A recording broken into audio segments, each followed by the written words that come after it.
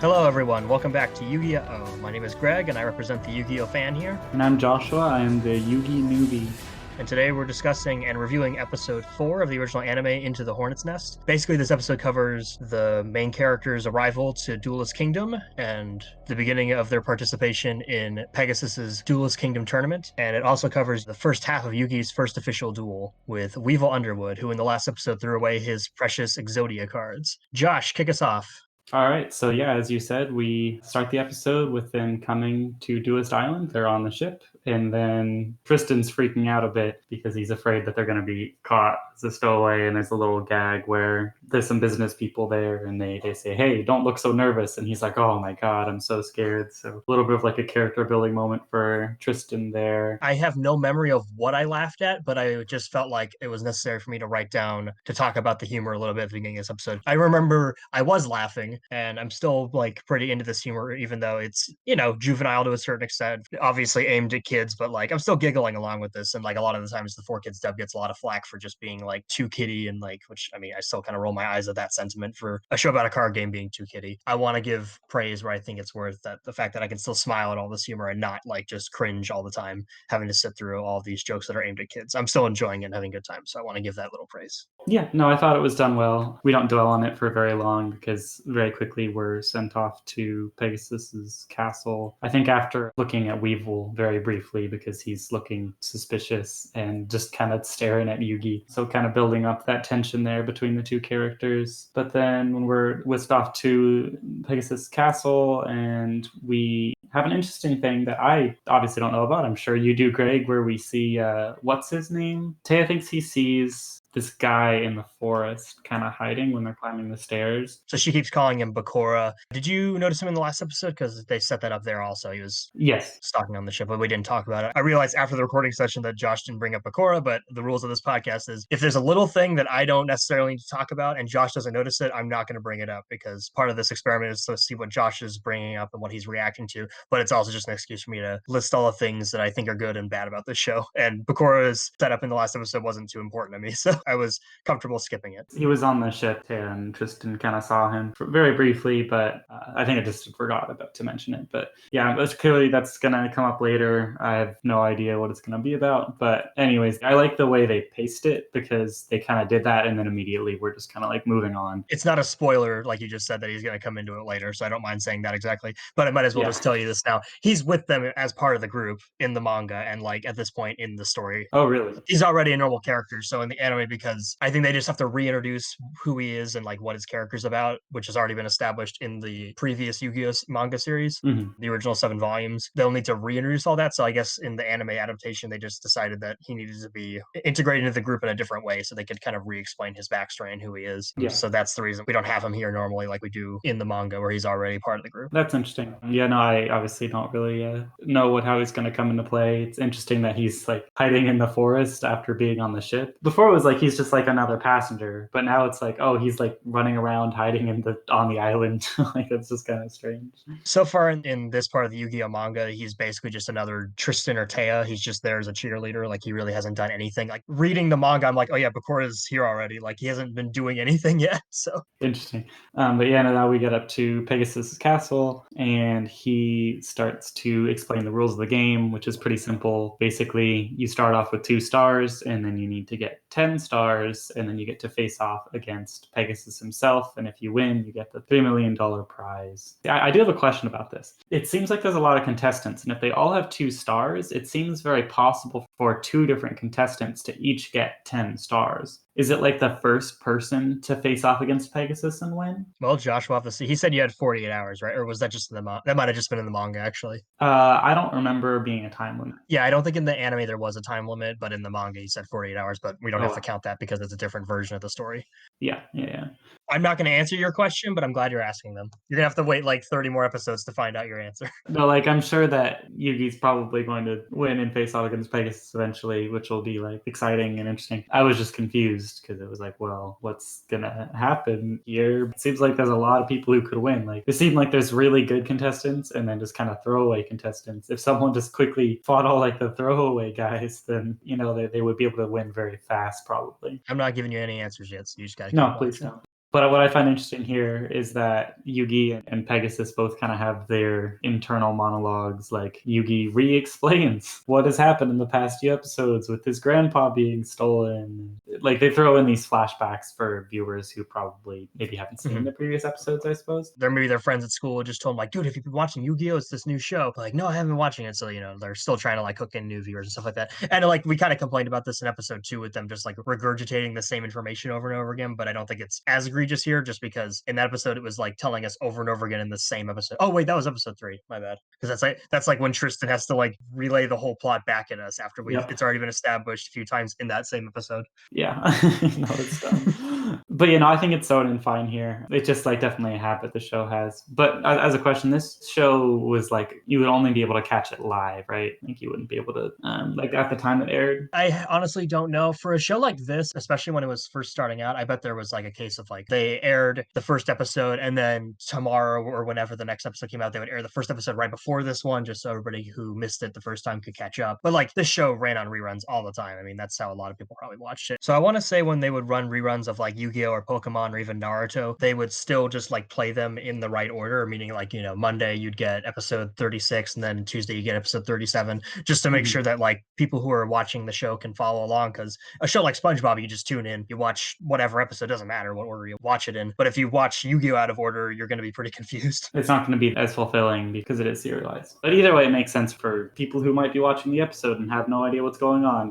kind of say like, oh yeah, this is why Yugi's doing this. His purpose is to try to get to Pegasus because of his grandpa. It's like, I don't care if they take like 10 seconds to do that. It's also possible that they are just filling for time. That as well. Kind of like I talked about in the last episode, it feels like 2 chapters of the manga fill about 1 episode of the anime. So for the episode like last week, which I thought they did a pretty good job padding it out, I thought they did a good job adding more development to characters and like fleshing things out. But sometimes it does feel like, oh, well, we need to fill this quota of episodes, 52 episodes for a season. So just put in a bunch of callbacks and referencing the previous plot points just so everybody can keep up theoretically, but also we just need to pad for time. So there's that element too. It's possible that they're just doing it for that. So then we get the tournament started, or was there anything else you want to talk about? Just briefly, because I think it's the last time we may see Pegasus for a while. I don't know. But he just has a very brief moment where he's like feeling happy because Yugi has taken the bait, as he says. And then he's just walking off sounding dramatic. Like, yes, I will have the Millennium Puzzle or whatever. And then Yugi also is like, I'm going to play your game. And so their plan is to try to get inside the castle by getting the stars. They basically kind of explain like, yeah, there's no way to get in the castle without essentially playing Pegasus's game and winning the tournament.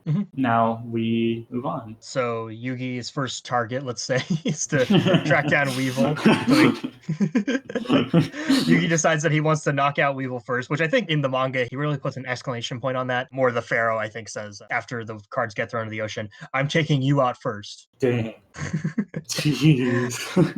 Yeah, I mean, the Pharaoh's very intense, so yeah, it makes sense. But so they're chasing him down. He ends up running, like literally chasing him down. Like they see Weevil and then Weevil's running away, runs into a forest area. Eventually he stops and turns to face Yugi. And then, I don't know, somebody probably says, oh, you're finally done running like a coward. And then Weevil says, was I running or was I simply leading you into my web of traps or whatever? The Pharaoh takes over and then... I do have a point here, actually. When the Pharaoh takes over here, I had subtitles on, and it could have been just an audio issue with me, but he didn't actually say Yu-Gi-Oh, but the subtitles claimed that he did say Yu-Gi-Oh. Like there was just that's great. This cutoff sound where it was like you, and then the subtitles said Yu-Gi-Oh. Is like, doesn't he normally say this like when he's transforming? There's transformation sequences where he doesn't do it. I've been getting weird subtitles watching the show on Netflix though too, where I'll just get like exclamation point with a B for some reason. Just I don't know. I don't think this is being put on Netflix with much thought. It's just kind of being thrown on there. No, that's like so I do think that there's just a lot of mistakes like that in the subtitle department, but yeah. Anyways, yeah, I thought that was pretty hilarious. All right, well, thank you for pointing it out. We should start like a checklist, but I think this is the first time when we see the flashback to Weevil throwing the cards. I want to just keep track of how many times. All right, we'll keep a tally in the video descriptions as we go along.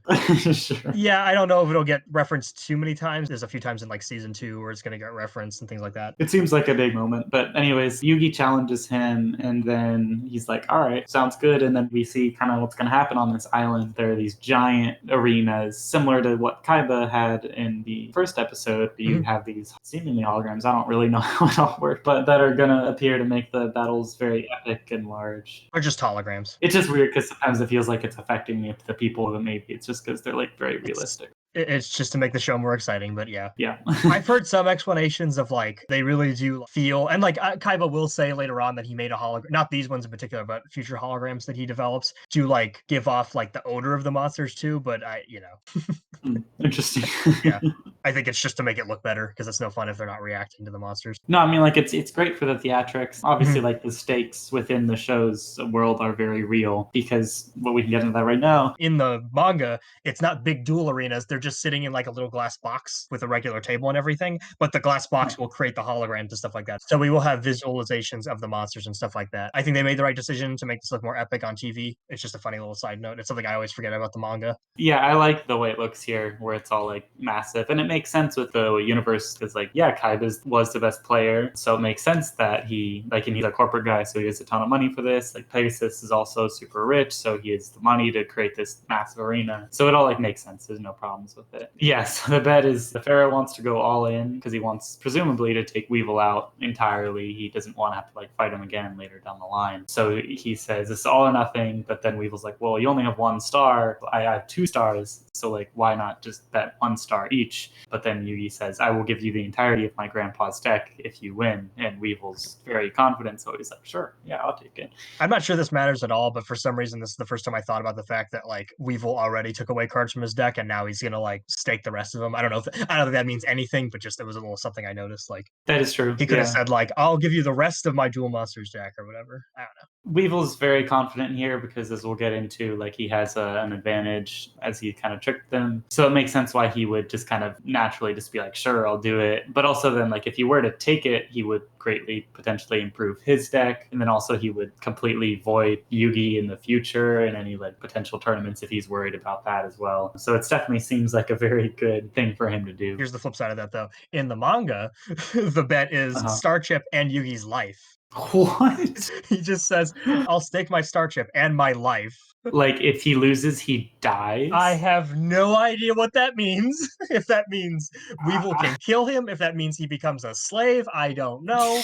He is a pharaoh, so maybe he deserves it, but that is just what he says. To be fair, in the original 7 volumes, he's basically just staking his and Yugi's life every single match he Yeah. plays. But that is what he says. So that might be what the case in the Japanese version of this episode. It is weird that he holds up his Duel Monsters deck, so it's kind of hard to argue that that's probably where he says my life, unless that's supposed to be like, Yu-Gi-Oh speak, like my deck is my life. I don't know. I think that's pretty hilarious because I like this better in the show. Like, I feel like it makes a lot of sense. Yeah, 4 Kids was not going to air a show where someone was literally staking their life.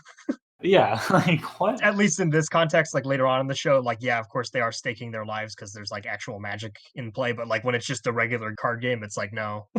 Yeah. No, We're not this going to is have him just say that. I think it would be dumb because like it just doesn't make sense. Like it makes sense in this show to have him bet the deck because it's like, okay, like yeah, Weevil's really confident. He's like positive he's going to win. So he's like, oh, I'm not going to lose. And then also he gets the deck, which is something he would want. I don't know. It just makes sense to me. As the voice actor of Yugi said in a fan convention once, it's called 4 Kids, not 4 deranged adults. Yeah. Good Dan Green. So let's get into the duel here. My first nitpick is All right. My first nitpick here is that the first round battle between, the Mammoth Graveyard card and the Killer Needle card, it's a fake out, right? I mean, basically, Weevil goes first by playing his Giant Bee card, Killer Needle, and then Yugi responds by playing Mammoth Graveyard. And then it looks like Killer Needle won, and then Weevil reviews this whole thing Yeah. about the field power bonus because we're playing on a forest field. My insects get a power bonus. And then it looks like Killer Needle won because of that power bonus, but then all of a sudden, Killer Needle just dies for no reason.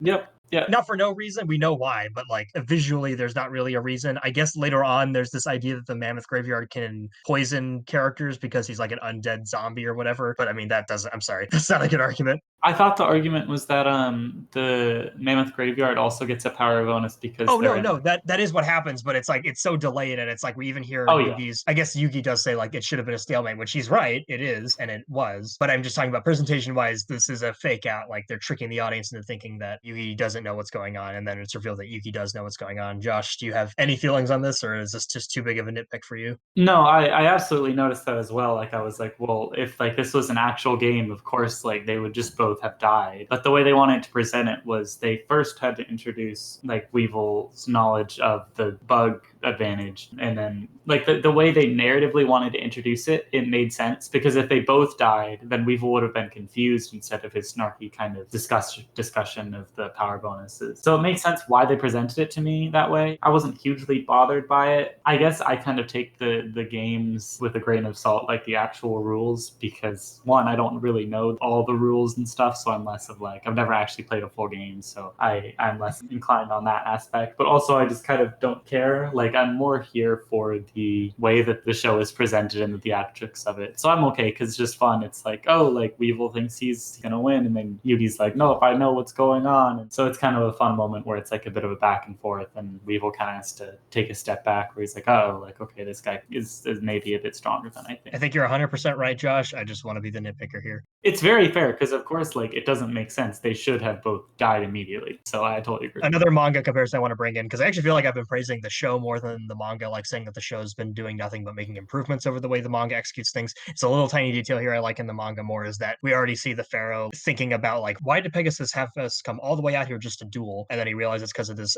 environmental field power bonus thing. He like starts questioning that more in the manga earlier on, and I actually appreciate that because that shows that Yugi's like thinking about it, where here it just kind of feels like I'm not on the same level as the protagonist, which I think there's a bit of that in this show. Like Yugi is like this, or the Pharaoh specifically is this character we're supposed to like look up to and not exactly relate to. It's more just like you're supposed to enjoy it as like, oh, I wish I could be strong like the Pharaoh, and like it's something to strive towards as opposed to something to relate to. So if we're looking at it through that angle, it's fine. It's just I do like Yu-Gi-Oh animes and card game animes and game animes more when I can relate to the characters more. So I sort of appreciate that angle where I'm going along the journey more with Yugi in a more personal way in that little moment in the manga than I am here, where I'm just kind of watching an epic hero I'm supposed to idolize. No, I agree. So as we're getting more into the duel, it's like more of a just a back and forth battle. I mean, not even really. Weevil's kind of is just dominating Yugi most of this time, and sometimes it feels like he's just making up rules, like when Yugi can't use equip cards to power up his monsters, like they don't get the power up if they're fighting a monster with the field power bonus. Are you referring to the Feral Imp? Yes, I'm referring to the Fail Imp.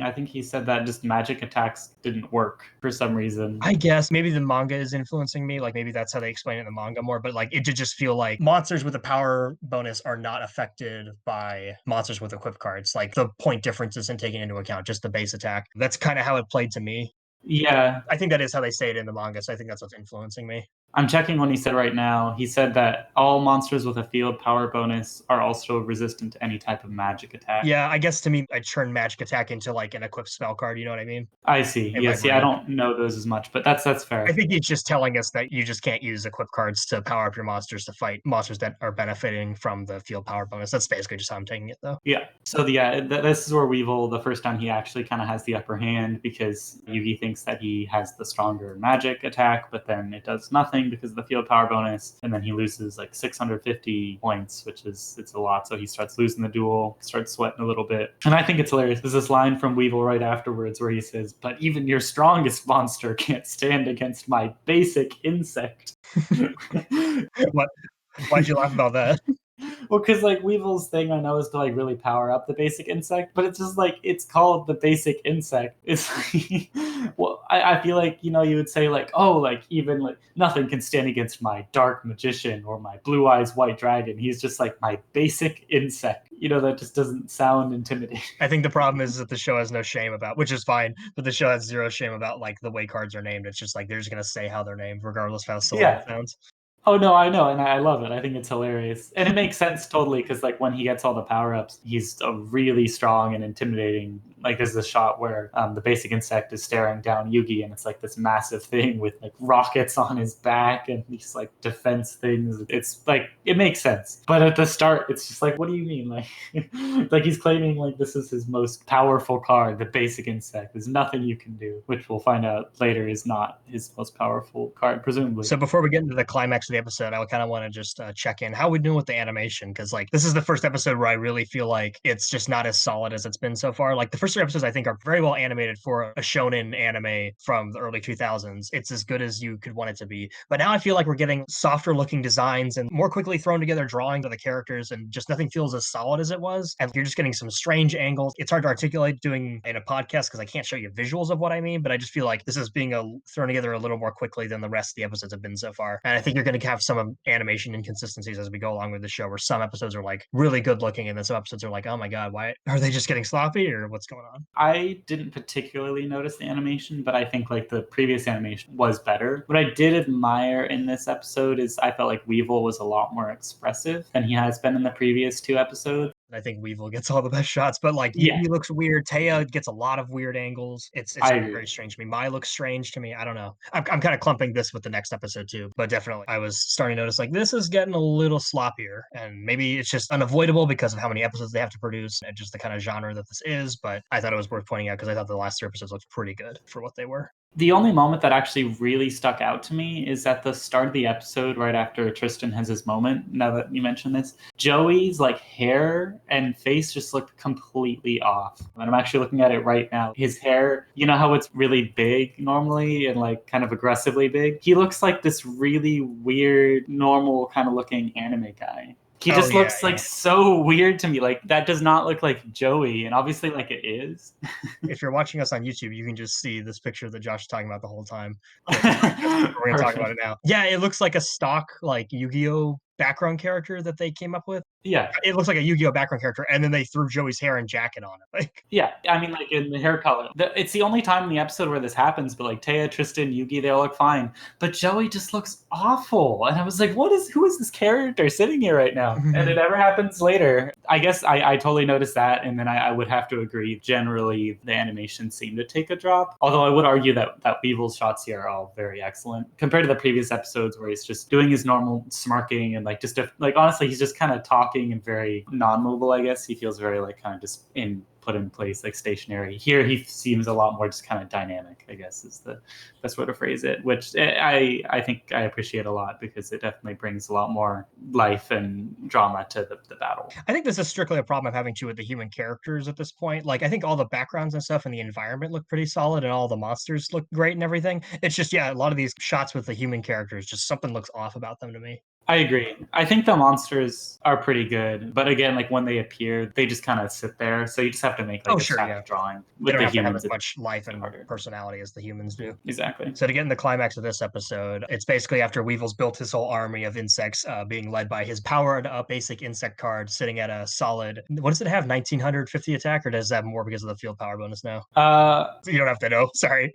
It's 1950. I know he added 2 different equip cards to it and also added the field power bonus. So it's pretty powered up. Yeah. So Yugi uses the wonderful tactic of just setting cards in his back row, meaning a spell or a trap card, without declaring it. This is the scummiest thing you could ever do in an actual Yu-Gi-Oh tournament, is just to play cards and not announce that you're doing it. I know what they're doing. I'm just being, me. Oh no, that's interesting because I wouldn't know like that tactic was like something people would look down on. In an actual Yu-Gi-Oh tournament, you want to say like, I'm setting this card, I'm normal summoning this in attack mode, and you would need to say all these things just so it's clear. It's more lax than if you just go to like your local card shop and stuff like that, especially if you know everybody, and as long as you're playing honestly and people trust you. But if you're going to like a regionals or something like that, you need to be like saying exactly what you're doing, because otherwise you are a scum who's like trying to hide what you're doing. I'm not saying you are that if you're doing that, but that's how you're going to come across, and like you should just be announcing yourself. It's proper etiquette. Do you need to announce trap cards as well? So you don't need to say I'm setting a trap card or anything, but you need to say I'm setting a card in the back row, because it can be a spell or a trap card. So yes, you don't need to say you're setting a trap card, but the fact is that Yugi, the way that they presented this episode, he is just setting cards and not saying that he's doing anything. Like it kind of makes sense because Weevil's just kind of saying like, you do whatever you want. I'm just gonna keep adding more monsters. I feel like Yugi has the impetus to do that because Weevil's like, I don't care what you do. Like you do literally anything, which is so dumb because like all that Yugi needs to do and what he does is just set a single trap card. Like Weevil's just assuming that like he doesn't know how trap cards work, like Yugi doesn't. He literally directly says that. He says like, I thought you were just playing monster cards. It's like, you think he's a total like dumbass? Like what do you mean? Something I didn't follow this time, and maybe I should have gone back and watched a few times just to be sure, but like something that was really weird is that the animation showed Yugi set a monster in defense mode, face down sideways in the front row. That's defense mode. Yes. And then Weevil just says like, another monster, no doubt. It's like, yeah, you can't put anything else there. So like I thought that moment should have been reserved for like when he was setting background. Like it wouldn't have made sense, but it would have made sense like theatrically, as we're always saying, for like him to be setting background for Weevil to like not expect him to use a trap card or something like that. But the fact that Yeah. like yeah, he did just set a monster, and then Weevil's response was another monster card, no doubt. It's like yeah, that is what it is. Good job. Yeah, that's kind of dumb because like that would make no Um, sense for him to say that. Yeah, but anyways, that's kind of how the rest of this episode plays out. Yugi is playing some cards, kind of on the down low. You see, there's a shot of like Weevil slowly like adding more monsters to his thing, and he has like 5 or something monsters. And then I think he finally decides to attack for some reason. Oh no! What happens is Yugi baits him with the Dark Magician. He says like, "Oh, next that's time, don't something destroy that." your favorite card first, or whatever he says. Yeah, yeah, Somehow yeah. everybody knows that's his favorite card already. Like he hasn't really done anything with it yet, but that's his favorite card. I really like the animation here where he instructs the basic insect to attack, and then there's like this like triple kind of like vertical slide where Weevil's saying attack, where it's like it's hard to describe, but it's really dramatic. And then right after he attacks, there's this shot of Yugi with just this dark, ominous red fog, and he's just slowly laughing. And Weevil's like, "What? Why are you laughing?" Like Yugi seems so villainous here. It's kind of hilarious. It is a interesting aspect of this show. Yeah, yeah, for sure. Maybe Zack Snyder thought he was making a Yu-Gi-Oh movie, and that's why he made Superman scary. Yeah, but I like this shot because he was explaining like, oh, you, I said a trap card, and then he's like, but I thought they were all monster cards. Like, why are you so dumb, Weevil? You can see what he has on the field, and he's just not checking. Yeah, Like again, we are nitpicking. The point is, as Josh has already explained, Weevil's a character that doesn't respect his opponent, so he's just going to keep doing things and like not pay attention and not even think that Yugi could be a threat. I think it completely works theatrically, but this is a podcast where I get to complain, not even complain, just like I get to point out all the little things that don't make sense, and just we can have a laugh about it, and then we can also say, hey, we're having fun. this is my podcast. It's my podcast. Josh is a guest. Anyways, I feel like something this episode does very well is it sets up, or it has like a very good, like satisfying climax, while also like not feeling like necessary, like the battle's over. Because this is 2 episodes that focus on the same battle between Yugi and Weevil. And I really like how this one ends with like a very satisfying conclusion. If someone had just seen this, they would have been like, oh, that was really cool. And it was a satisfying ending.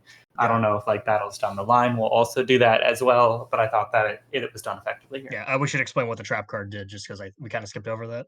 Oh yeah. That's just, it was like some sort of mirror trap card, so it essentially deflected the basic insect's attack back at all of his monsters, killing all the monsters and leaving Weevil with, I believe, 555 life points. I think the way this works, and I've never bothered to do the math myself, but like I think what Mirror Force does in reality, in real Yu-Gi-Oh. In real Yu-Gi-Oh. Well, okay, literally all the card text says is when an opponent's monster declares an attack, destroy all their face-up attack position monsters. So you're not really redirecting an attack; it's just an effect, but that's how you imagine it in your head, and that's how it's visualized in the show and stuff like that. So that's what Mirror Force does. So I think the way it's working here is it's literally deflecting the attack back at his entire army of monsters. It's behaving like an actual attack, where the basic instincts attack is being subtracted from the other monster's attack, and then they're losing life points according to those values, stuff like that. I figured there was like some complicated stuff behind it, but I was like, I'm just gonna accept it.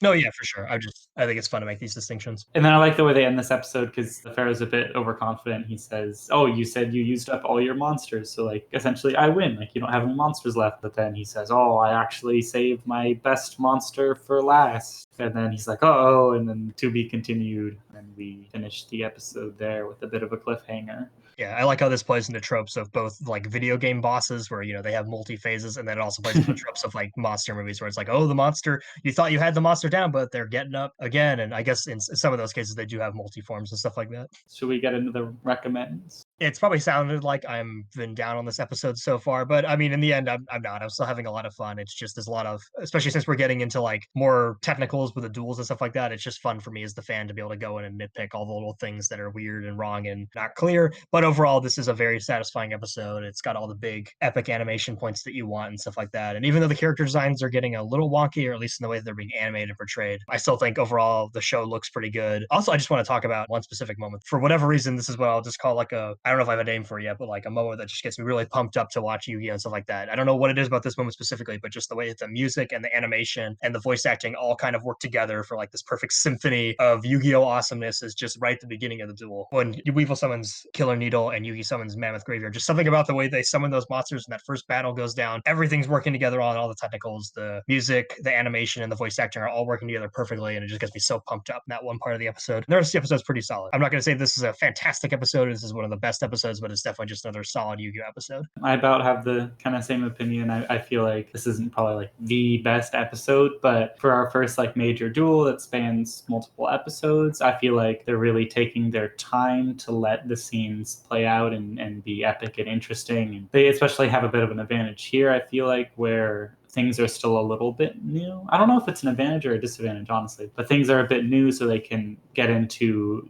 the new concepts. Like this is the first battle on Duelist Island with the new status effects and everything. But I think they do a really good job of walking the audience through it and then also like maintaining this kind of back and forth that it seems like Yu-Gi-Oh! Is all about. Because really in the end, like where I feel like this show strives the most is in this fun drama in the battles. And I feel like here's kind of where we first really see that comfortably. I feel like, I mean, like even the first episode did that well with Kaiba, but here's where they're really able to just kind of take their time and let it all happen. And I think it works really well here. So I definitely recommend this episode. I think both of us agree that this episode somewhat works as a standalone. Obviously, the duel isn't over yet. You get a bit of an arc with just how Yugi handles this first situation. But join us next time because we're going to be talking about the next episode, episode 5, The Ultimate Great Moth. And if you're wondering what that is, you'll just have to watch the episode and join us to find out.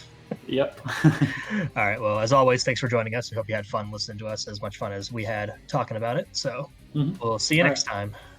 Bye, everyone.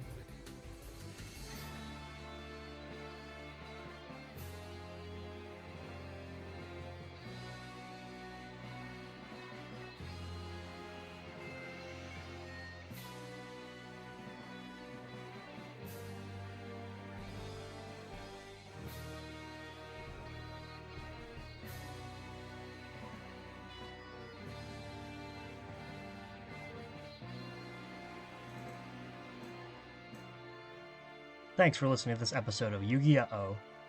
Yu-Gi-Oh! Is a manga series originally created by manga artist and author Kazuki Takahashi, and originally published in Shonen Jump magazine. The Yu-Gi-Oh! Anime was created by Galp Company Limited, and the English dub primarily discussed in this podcast was produced by 4Kids Entertainment.